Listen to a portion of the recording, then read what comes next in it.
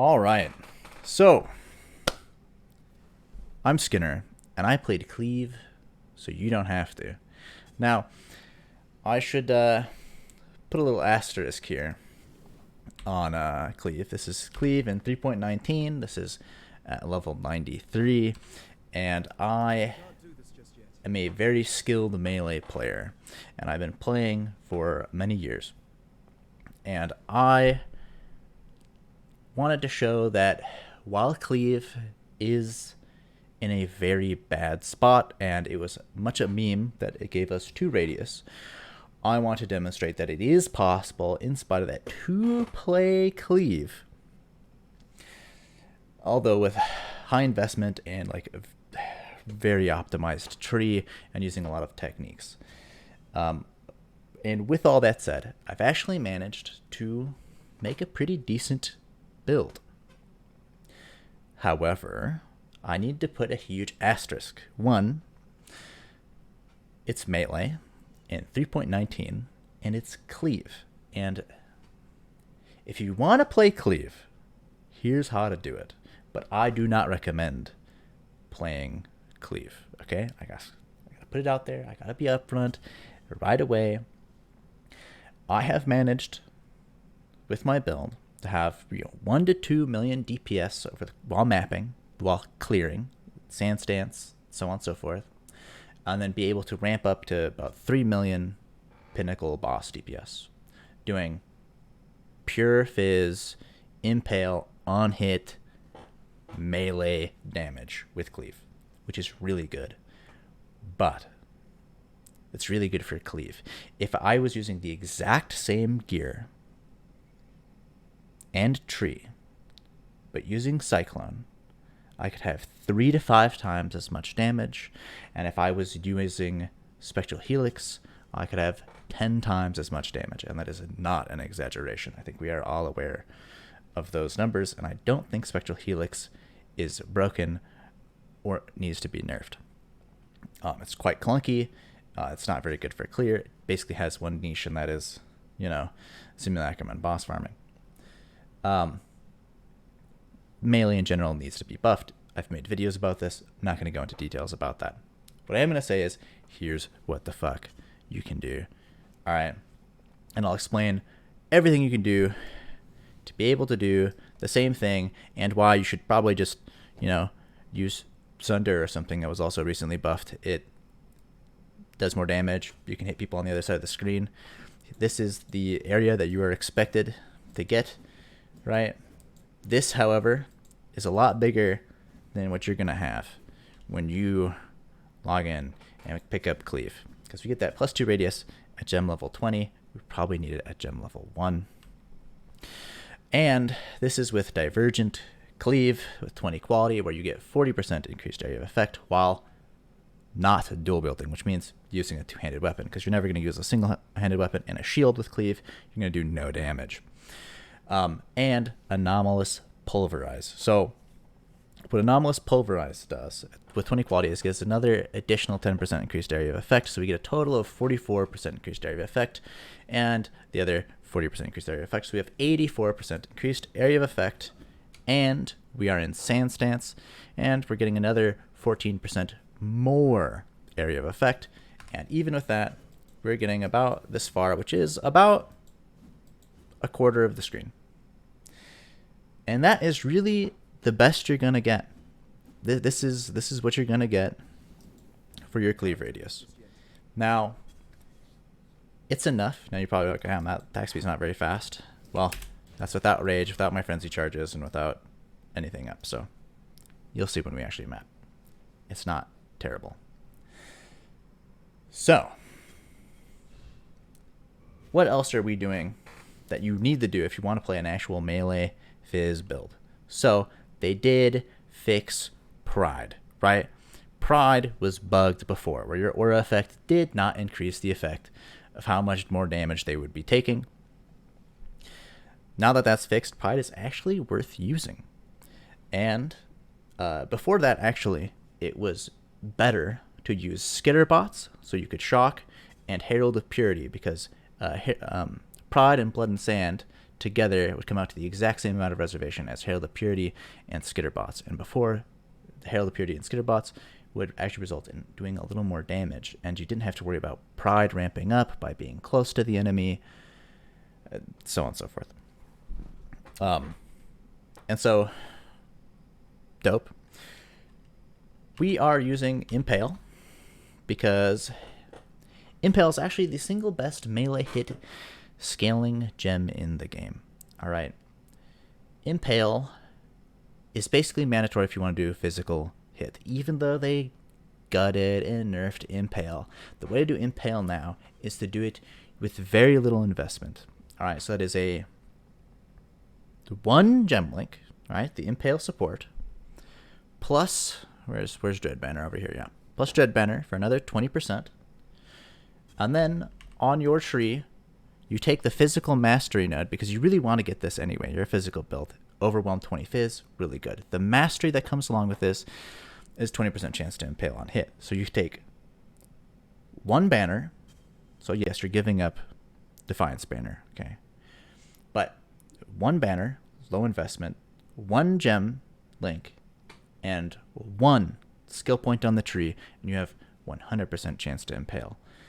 All Fizz hit builds should be doing this. It actually is optimal. It does the most damage for the least amount of investment, lets you put points everywhere else. We are going to be axes, so we're going to be able to have, rage generation passively, onslaught on kill, nice some quality of life stuff. You'll notice, yes, I have timeless jewels. I have a bunch of very nice jewels on this tree.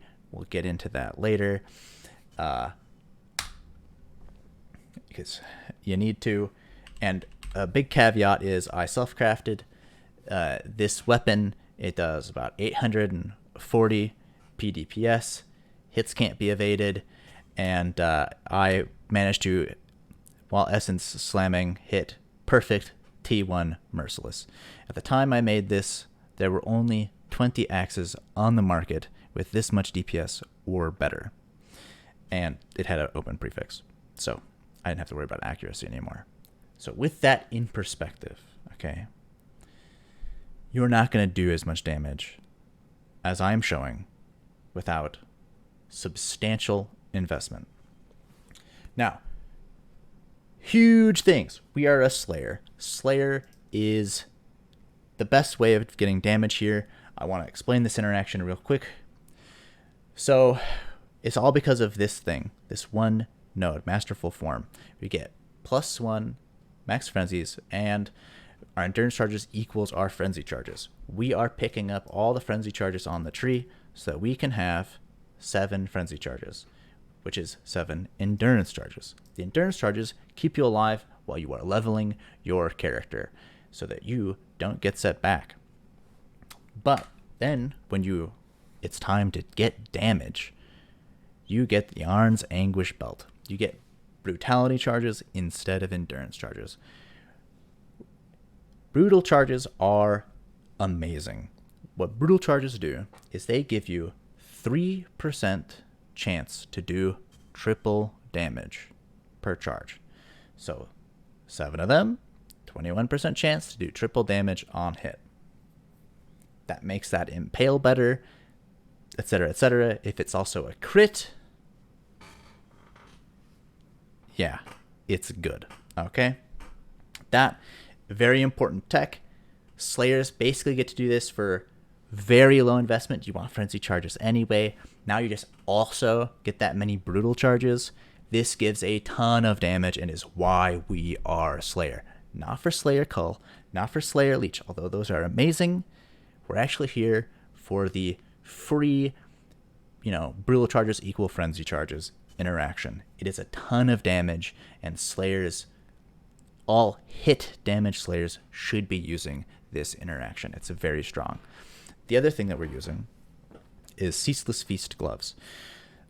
These are basically mandatory for any Fizz hit, like Impale type of build, where you want to be hitting it multiple times and ramping up Impales. You also want to be hitting them, since you're hitting them multiple times and ramping up Impales, you can also be inflicting corrosion on hit with attacks. What corrosion on hit does is it lowers their armor and evasion. And then these also give you endurance and frenzy charge against enemies with no armor and evasion. Peeling all the armor off of a boss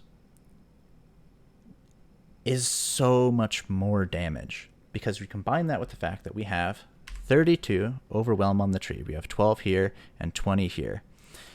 This actually lets us do almost basically like true damage. What our DPS is what our DPS does, because once we peel through all their armor, then the overwhelm is applying what their innate phys damage reduction is. It cannot make it negative, but it can put it to 0. And a lot of arch nemesis monsters had 50, but now it's down to like 30, which means you can completely negate the, like Juggernaut or Steel Infused or something, or at least make it very small depending on how it stacks with other modifiers. It also lets us, peel through that phys negation from like endurance charges, or just the phys negation that certain bosses have. Very important, right? So Ceaseless Feast, insanely good gloves.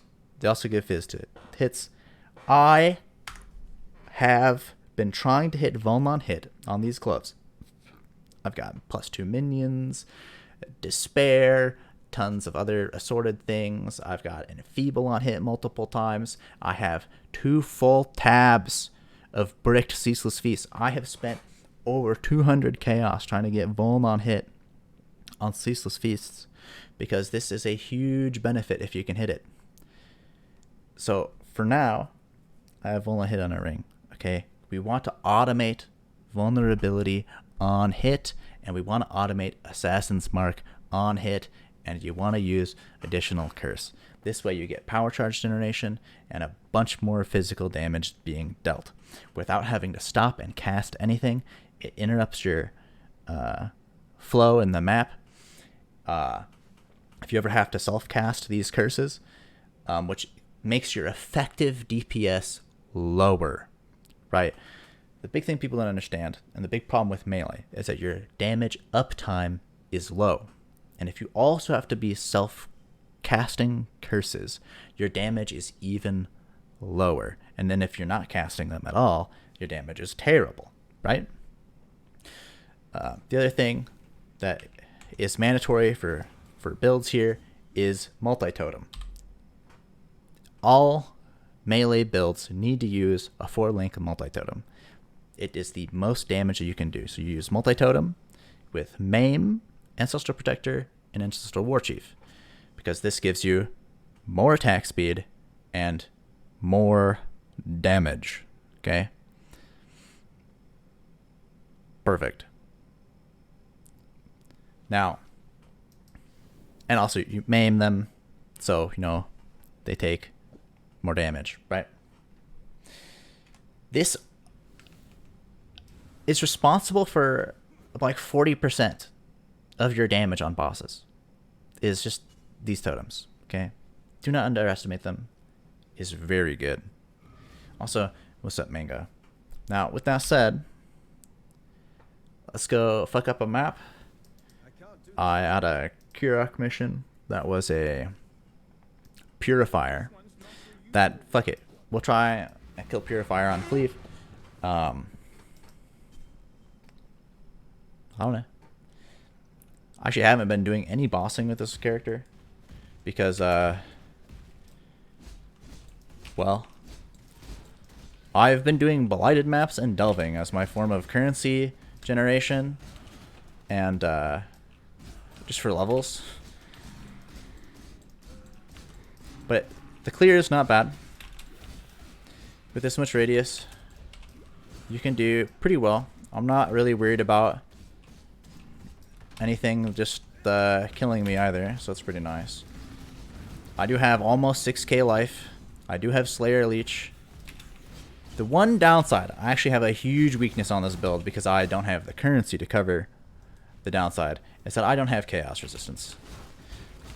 Because I want to use the tablet mirrored rings, because you can get 150 some life and a bunch of flat fizz per ring.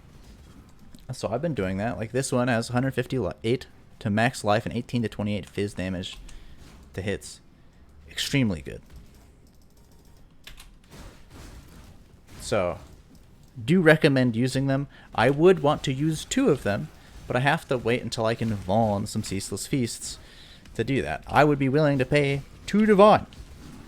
Have vuln on hit ceaseless feast because it would allow me to have another 150 flat life on a ring. I mean, come on. Pretty good. You should be thinking about that too. The problem is, there are none. You have to vuln them yourself. I've already put 200C into trying to vuln them. That's just life. There's no other people playing, you know, melee that is going to be able to, you know, give you something. Yeah, swap entrance. No, skip. But as you can see, T16 red map clear is fine. You know, occasionally you have some tanky magic union of soul or whatever arch nemesis thing that's, you know, gonna slow down your progress a little bit. Let's put this over into blood stance. Apparently I don't have to fight Kitava, but I had to fight the purifier, so you know, we'll see how that goes. I have no flasks. Dude, maybe I should go get flasks. I don't know, dude. Portal's always disabled here. Okay.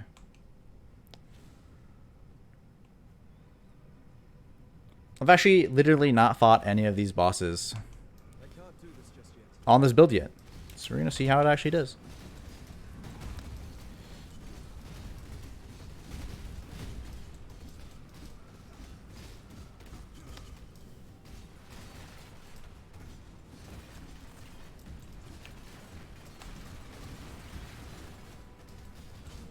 I don't really know this guy's animations perfectly. And I have no flasks, but apparently I don't need them.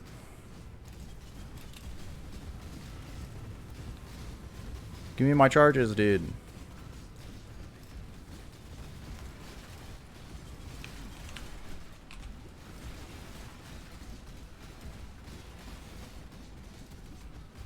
Honestly, it's going pretty well.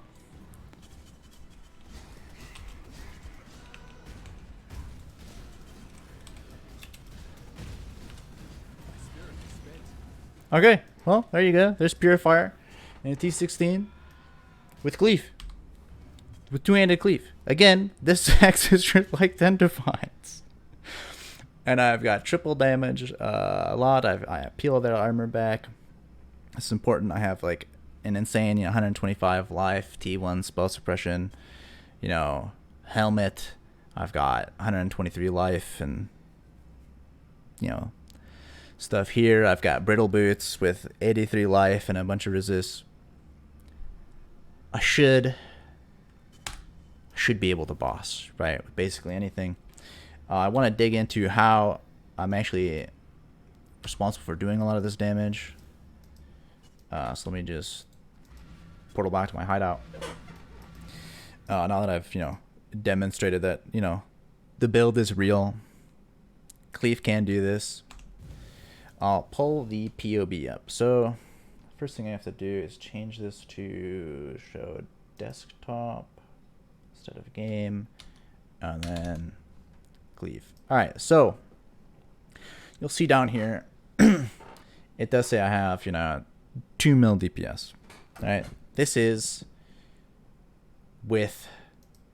So first, if I go to configuration here, this is actually in Sand Stance with Pride at initial effect.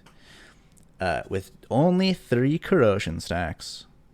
Now, this is with Maim on, right? So this is me dropping the totems, so the totems are active, right? 2 mil. And with only 30 rage, so not 50 rage, because I hate when you see people, oh, I've got rage generation, so I have it at maximum, right? That's not going to be the case.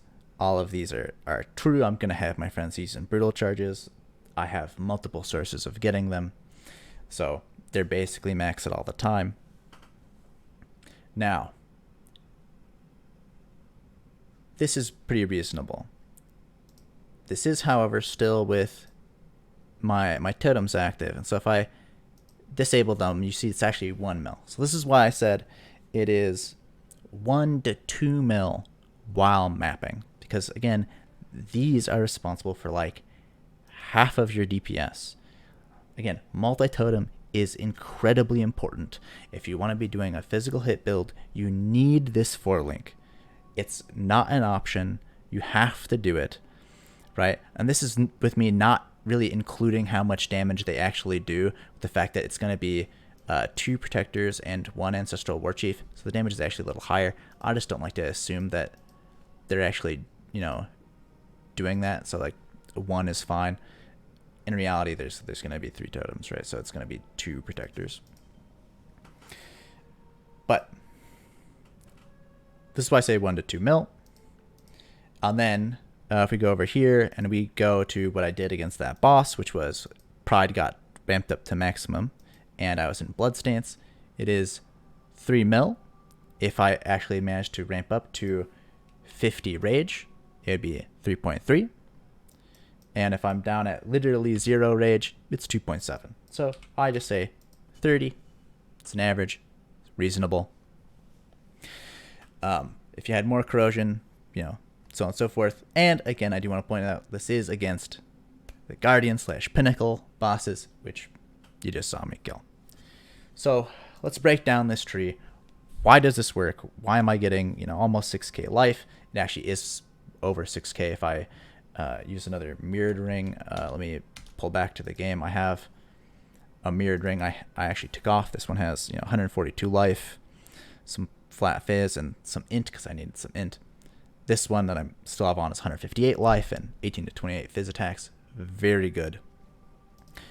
You put this on and I'm at 6k, 59.68 instead of 58.46. So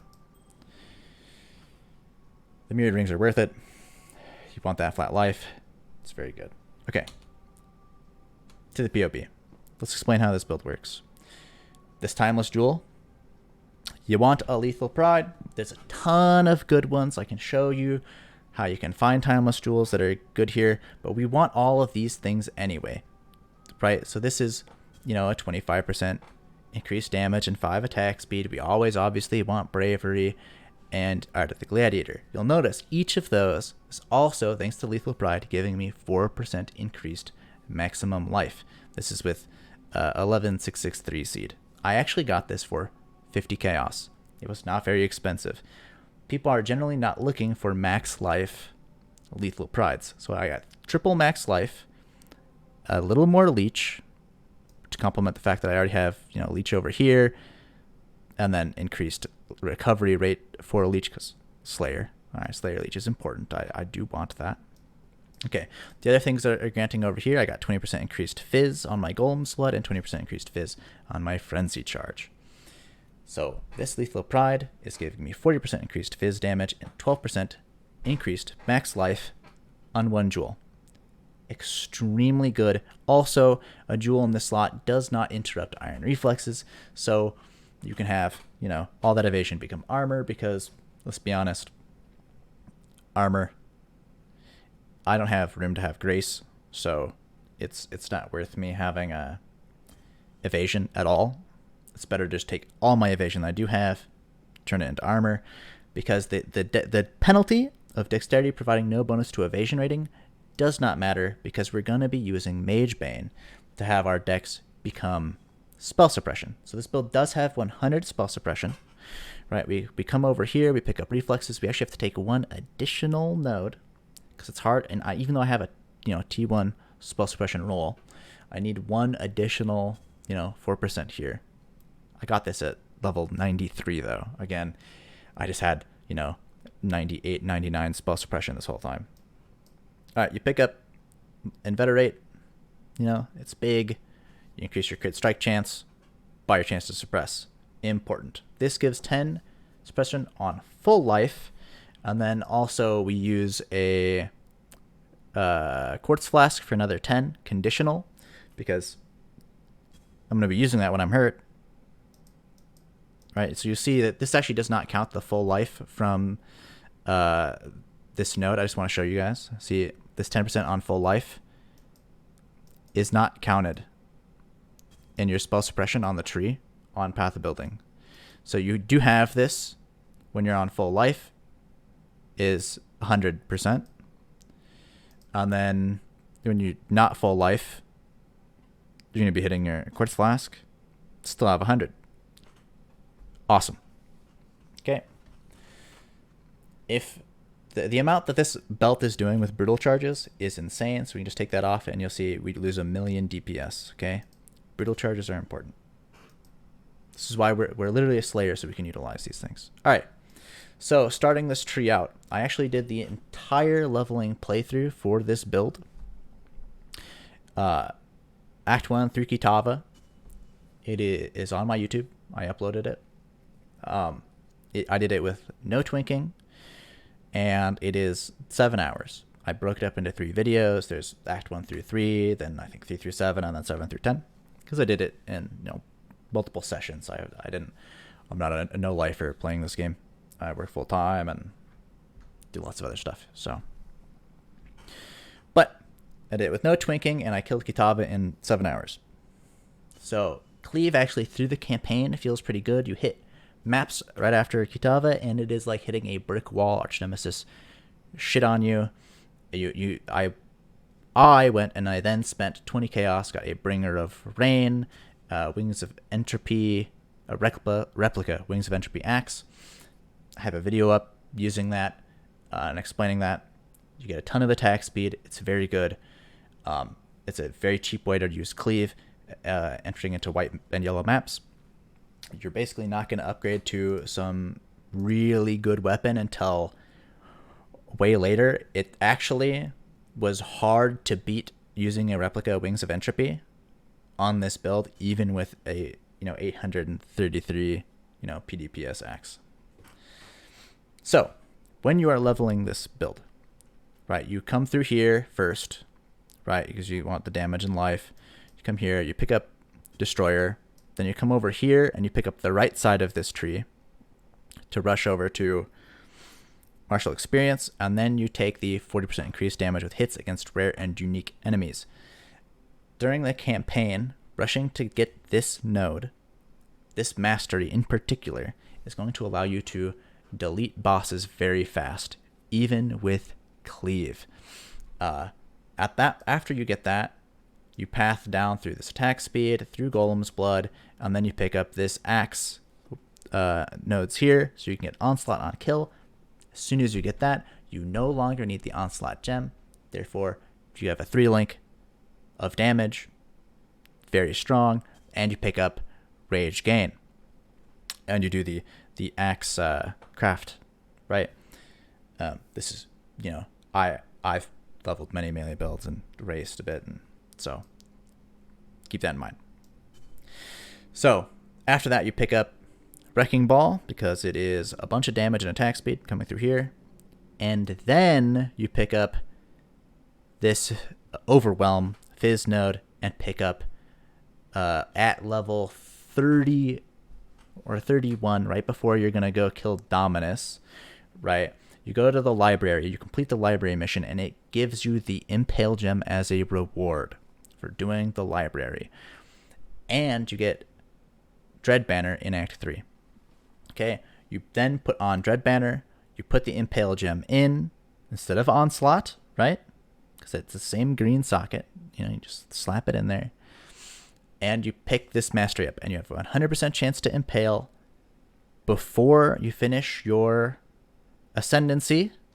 And when you finish your ascendancy, the first ascendancy that you're going to grab, is actually you're going to take the leech one, okay?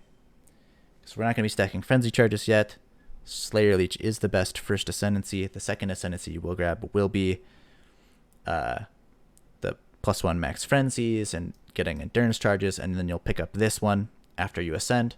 So you'll have 5 frenzies, 5 endurance charges, and you're gonna live like a king, leveling through the campaign. The rest of this you can kind of grab in whatever order. I recommend after doing that picking up your aura effect stuff, and then life and Soul of Steel. Basically pick all this stuff up. And then you're going to pick up Constitution, travel through Mage Bane, and travel all the way over here. and pick up your other frenzy charges, your blood drinker, your spell suppression, and so on and so forth, right? And you'll be very tanky, and that's the goal. Not dying is how you level. I actually delayed getting my last frenzy charge to pick up my spell suppression first. Spells are deadly in this game. You need to know that. And a level 92 is when I picked up the auras have increased effect on you. So don't worry about that. Don't rush into that. Level 91 was me picking up this extra little life node. You know what I mean? Your build basically will finish at like level 90. Every bonus after that is, little gravy that you can throw on top. Something that would be really nice if this build hits level 95 would be picking up this other jewel socket. So you can have another one of these jewels. What you would be looking for on a jewel is you always want max life, and then you're looking for any of a bunch of things. So crit strike chance, crit multi, damage with two-handed, attack speed with two-handed, crit strike, crit multi, life. Up here is just any corrupting blood jewel that has something that benefits you. In this case, global fizz. All right, nice and cheap. Get one. Important. Saves you a lot of points. It'd be nice to pick up prismatic skin. I don't think it's worth cutting out your life on this build. So, I'm barely at 6k. Not even at 6k, technically at 5840. So there you go. This is the build. If you want to do something like this, good luck. I recommend you do another skill. But if you want to do Cleave, do this. The other way to build Cleave is to go dual wielding and use, oh my god, what is it called? The Savior. There you go. You dual wield and you use the Savior, so you get some clones out there. And you can actually do a little more single target with Savior. The problem with Cleave, though, now that we've covered the whole build and how it works, the problem with Cleave, right, is that Cleave has some fundamental issues with the skill. So I want to talk about this real quick. This is really important. I want to put this at the end of the video after explaining everything. So you'll notice the tags on Cleave. You have attack, AoE, physical, and melee. It does not have strike or slam, and you can only use axes and swords. This removes basically all of the good ways of damage scaling for attacks with melee in the game. So it does not have slam. Okay, understandable. It's not a slam, but we lose out on a lot of war cries and things that could be really good for increasing damage because it's not a slam. And because it's not a strike, we lose out on a lot of strike scaling. And I actually really, really want to talk about this. This is a really big deal. I think there needs to be an amendment to Cleave. In addition to it needing more damage. Okay, let's be honest. Again, I could do many times more damage with any other skill than Cleave because it has these tags available to them to make up for the fact that it sucks, it has low damage uptime, and it's melee. Okay, but here's what you can do. If we gave it the strike tag and then put a little line on the gem that said, this skill cannot be supported by strikes an additional target. Okay? Here's what that would do for this skill. If it had the strike tag, but you could not, strike an additional target.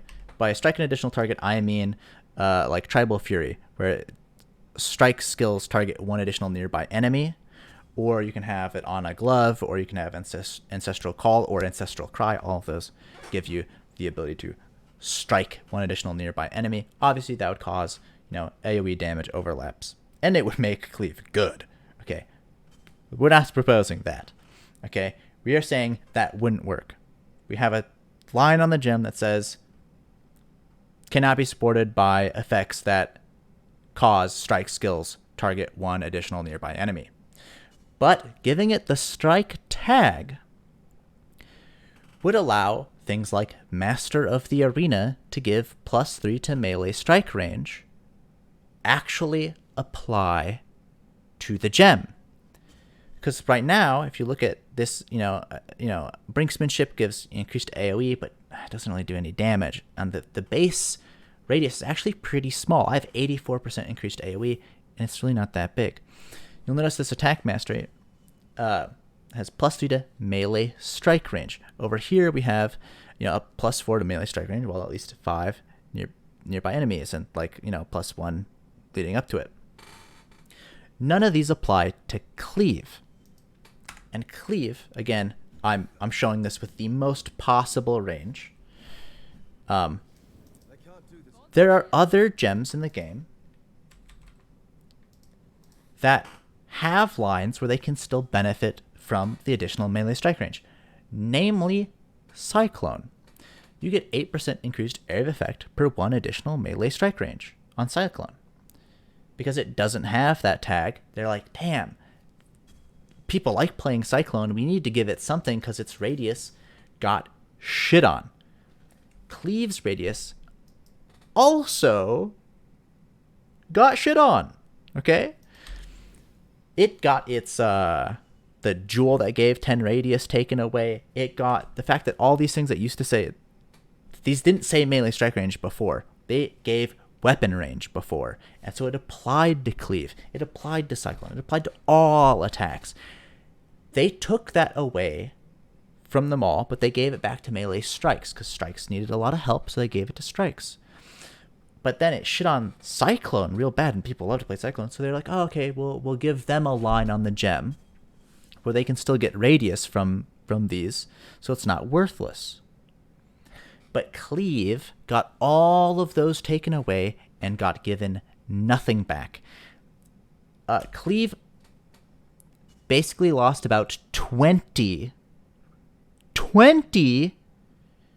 strike range, right? Because you used to be able to get +10 on a jewel, and you used to be able to get a bunch of, if these melee strike range, and you just picked up this over here, right? And if you could use Behead because it was a strike now, you'd be able to get like 20 more melee strike range. It was possible before for your Cleave with this same level of investment where you're using like Pulverize for more AoE,